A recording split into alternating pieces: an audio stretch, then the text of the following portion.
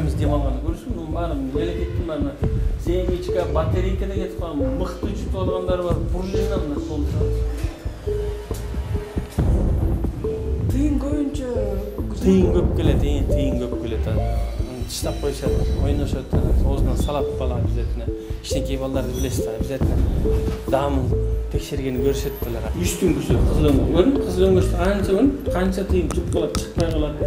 Иголка, даже спирттин иголкасын жутуп алгандар бар. Жылына мына былтыр 2023-жылы 189 балага айрылыптыр. Ошонун баягы подтверждение болгону инородный именно өпкөсүнө кетип калган, бронхуна кетип калгандардан ошо 189, анын ичинен дагы санационун көбүнчө жана орех жутуп алып, ата-энелер кичинекей балдарга көбүнчө берип коет, ошон какап, даже сөйкөсүн жутуп алгандар бар.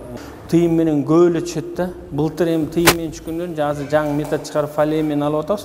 Ошону баягы наркоз бербей, эзофагоскопия кылбай, кээде кичирээк тыйындар болсо, фалияны өткүзүп, анан фалия менен былтыр 42 баладан ошо фалияны кайта чыгарып алган болупту.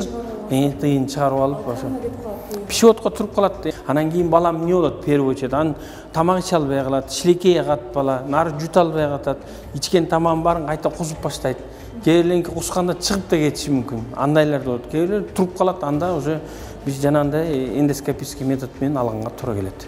Өпкөгө кетип калгандарды уже бронхоскопия кылабыз обязательно. Ал бронхоскопия эми атайын аппарат бар бизде, бронхоскоп. Ошо менен наркоз берип, өпкөнү отключение кылып, анан кийин аны алышат да. Көбүнчө сложныйраак да. Мына азыр мына ал жерде бир бала жатат, бизде өткөнү колпачокту жутуп алган экен. Ал бронхоскоп менен ала албай, анан акырында операция жолу менен алынды да. Андайлар да бар. Вообще чыкпай койду. Үчүнчү жолу калып чыкпайт. Вообще чыгара албайт. Потому что мелкий бронхолор такалып чоп калып да, аны чыгарыш кыйын да. Оштон келдим.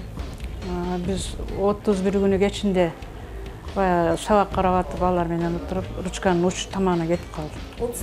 31 январда. Анан эле ал күнү барбай калдык. Себеби али бир катар кагандан кийин кайра жакшы болуп калды да. Анан эми кетип калат да деген ойдо барбай калдык кечинде. Анан эртең менен бардык. Барсак анан сразу операция деди. Баягы неме менен, аппарат менен. Бирок ошондой менен жасашты, чыкпай койду.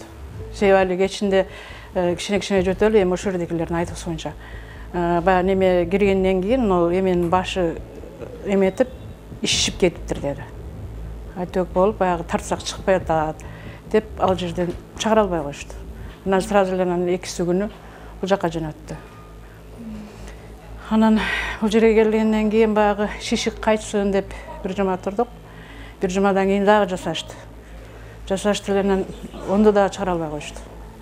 Анан кайра дагы бир жума күтөбүз дешти. Үчүнчү попыткасында дагы болбогонунан анан операция кылганга туура келди. Ручканын учу. Бул ручканын аркасында иштеп атканда жутуп алды. Жок, ошо учу иштеп атканда, по-моему, өзүм деле андай байкабай калдым. Сабак карап ачканда ошондо эле кандай болуп калды билбей калдым. Кетип калды.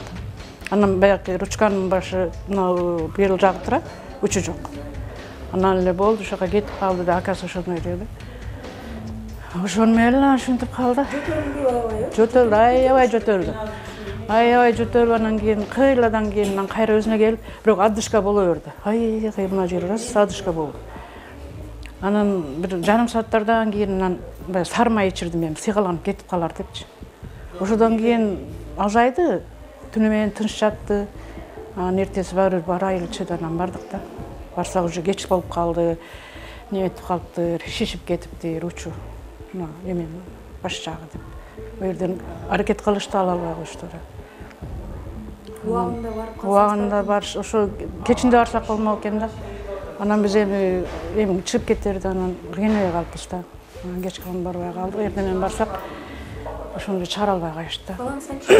7 жашар болду. Башка ата-энелерге эми баланы жакшы карашса, мындай бейкапар болбостон, аркасынан түшүп, мындай эми өзүбүз деле мындай кылбайбыз го, кенебей калабыз кээде.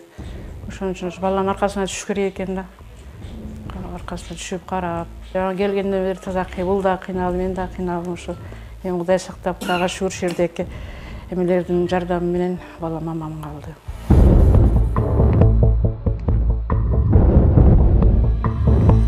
мына атайын бронхоскоп ушу. Мына световод менен кирет, атайын терде көрүнүш алды. Инструменттер турбай. Балдардын багы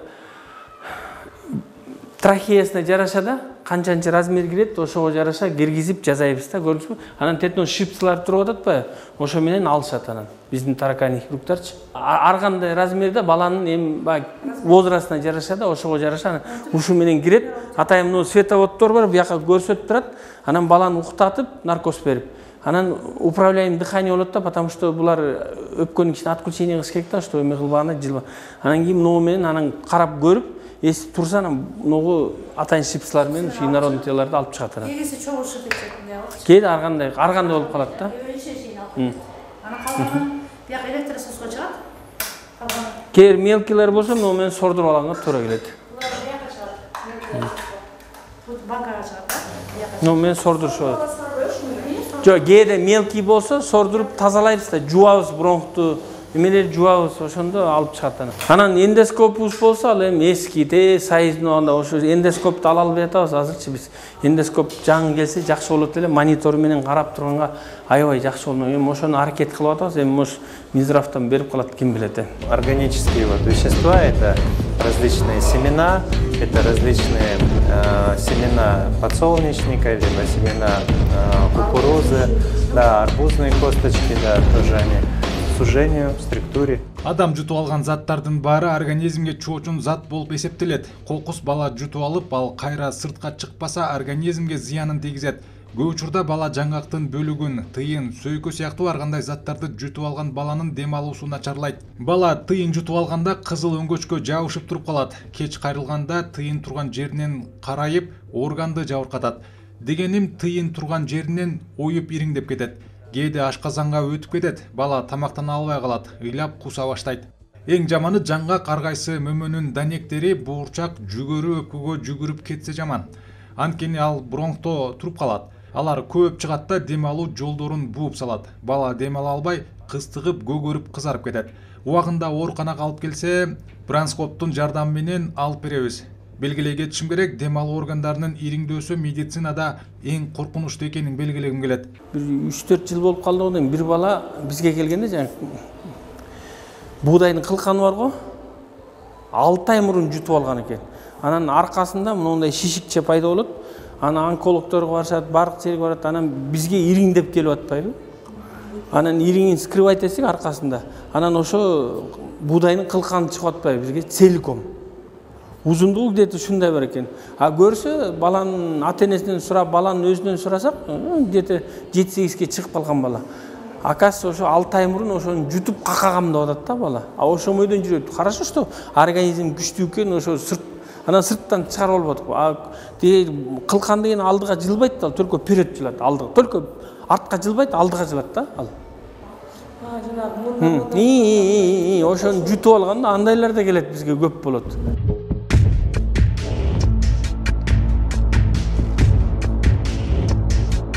Ата-энелер ошо балдарды бирдеме берип атканда, мындай тамак-самак берип атканда абайлап, же сүйлөтпөй, же күлбөй, ушундай абайлаш керек да балдарды, же караш керек.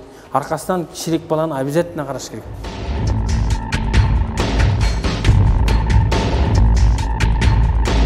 Эгер ушундай случай болуп бирдеме жутуп алса, анда сразу эле бизге алып келиши, же скорый чыгарып, эми бизге кайрылганга туура келет да. Андайда айтып атпайм, только эгер өпкөгө кетип калса, анда только бронхоскопия жолу менен алганга туура келет. И даже ошо кызыл өңгөчкө кетип калган күндө эле эзофагоскопияны алып атпайлыкка туруп калат. Эми эгер тяжелый келип бирдеме болуп калса, бул деген инородный телодо опасный да, кээде көпкө туруп калса, кровотечение ачылып кетсе тоже коркунучтуу да. Биз кээде колдон келбей сакталбай калган болуп калышы мүмкүн да андайларчы. Эми Кудай сактасын, мындай боло элек, эми болуп калышы мүмкүн. Будан да мурун 4-5 жыл болгон мындайлар. Биз сактай албаган күндөрдө болгондо.